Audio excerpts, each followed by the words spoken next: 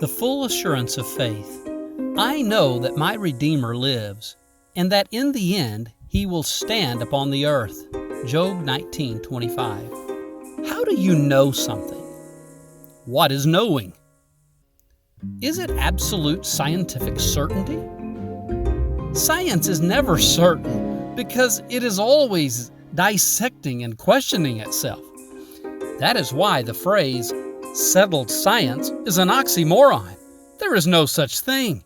The terms settled science and follow the science seem to be terms employed to push a set of ideas about something that may or may not be true.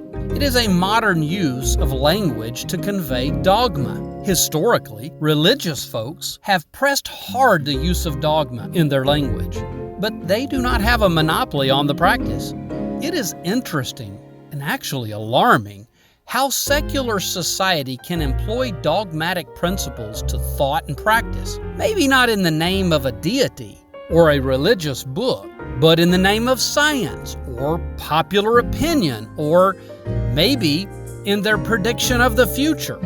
Ever heard the phrase, on the wrong side of history? Who determines who is on the wrong side of history? First of all, history is neither right nor wrong. It merely is what it is. How we view history is solely based upon who writes it and who interprets it. And that is seriously affected by our moral belief system. Secondly, how can anyone make such a prediction not knowing who will be writing or interpreting history in 100 years? Again, this too is a phrase that seeks to control with dogmatic absolute statements that can't be proved, but can influence opinions. So what is knowing? How do you know something that you can't see or prove through scientific measures? Enter faith. The knowing is a knowing of faith, the full assurance of faith, Hebrews 10:22.